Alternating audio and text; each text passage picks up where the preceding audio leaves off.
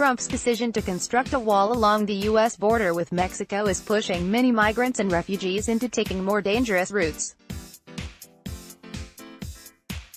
When Joel Smith first started volunteering with the humanitarian aid group Humane Borders in 2009, everyday life on the U.S.-Mexico border was much different than today.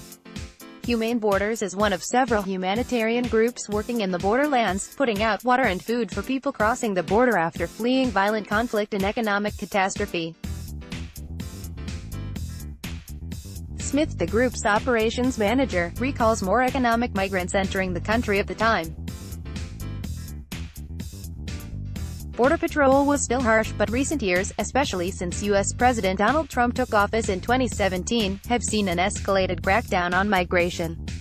Where still, a larger number of people crossing the border today come from Central America, a region plagued by political violence, gang violence, and a more devastating stripe of economic devastation. Obama did these things, he told TRT World, referring to border agents firing tear gas on the border earlier this year, among other human rights violations. Nonetheless, he says Trump has ramped up the clampdown. Obama did these evil things, but Trump just relishes in them, Smith added. Trump's moves to build a border wall, as well as his deployment of troops to the border, have pushed migrants and refugees to more dangerous corridors of the desert, Smith said. Border Patrol agents are tripping over each other out there, he said, explaining that the border agency has bulked up considerably in recent years. Throughout 2019, the issue of immigration continued to dominate the U.S. political debate, as the Trump administration instituted a slew of changes to the country's policies.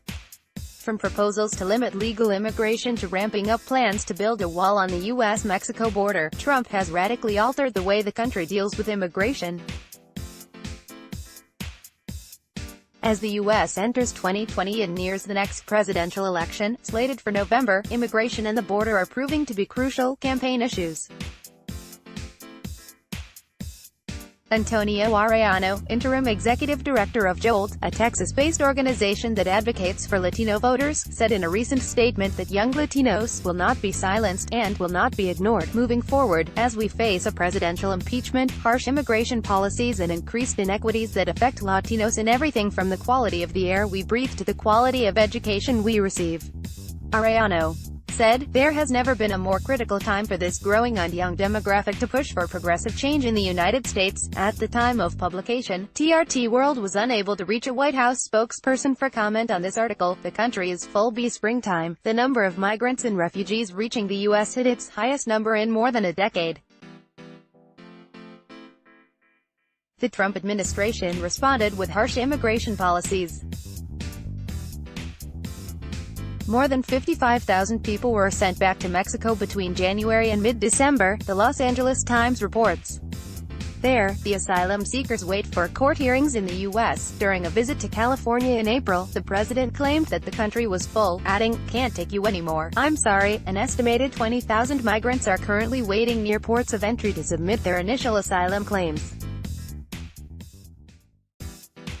Meanwhile, the Trump administration introduced a cap on the number of refugees allowed to settle in the country in 2020.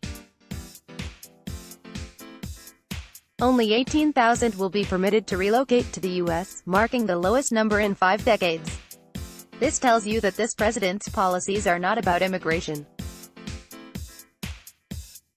It's about ethnicity and racism. AOC comments on Trump's recent remarks, telling her and 3 other congresswomen to go back to their countries. Twitter.com/Zivoyzekas, TRT World, at TRT World, July 21, 2019. Back in February, the president declared a national emergency at the country's southern border with Mexico.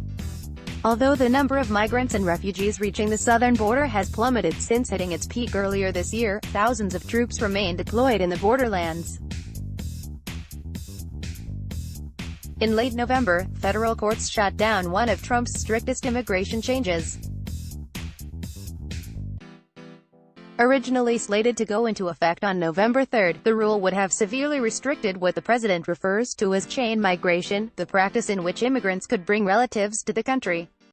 Further, immigrants lacking health insurance and the funds for medical care would have been prevented from living in the country. Although struck down, that proposal is emblematic of the immigration crackdown championed by White House advisor Stephen Miller.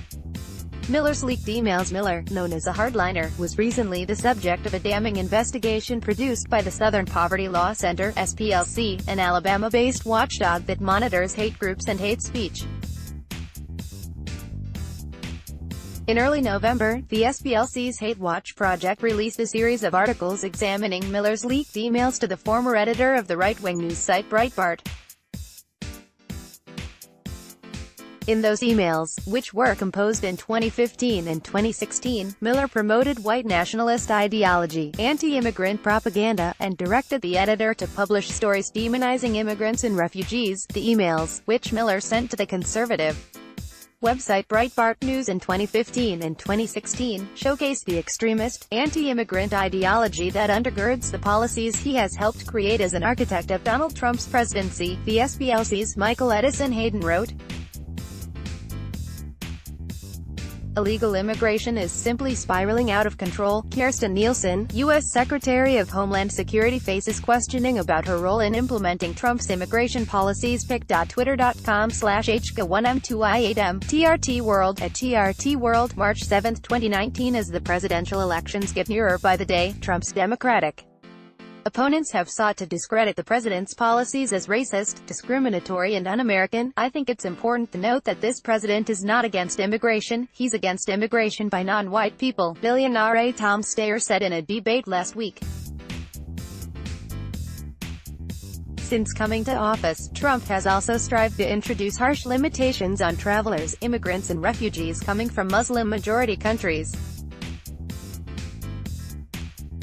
Liza Acevedo, deputy press secretary for Democratic presidential candidate Julian Castro, told TRT World that Trump continually scapegoats and vilifies Muslims. Trump came to power by taking aim at migrants and promising to build a wall on the border, but those positions may work against him in the upcoming elections. Nonetheless, Trump does not seem likely to back down on the issues, and humanitarian volunteers working on the border believe that the situation could grow even direr. Shira Wallen, who has been working on the Arizona-Mexico border for 2 decades, says that humanitarian activists will stay committed no matter how worrisome the situation on the border becomes. "We have a tremendous resolve, and the resolve is we're not going to let people die in that desert, if we can help it," she told TRT World. Throughout the last decade, at least 90 people have died either during encounters with or in the custody of U.S. Border Patrol agents, according to the Southern Border Communities Coalition. The group Border Angels estimated that upwards of 10,000 people have died while crossing the U.S.-Mexico border since 1994. "Even though we have this cloud over our heads, and we have to be circumspect about what we do, I haven't talked to anyone who says they can't do this anymore because they're fearful," Wallen said. Source: TRT World. Let's block ads. Why?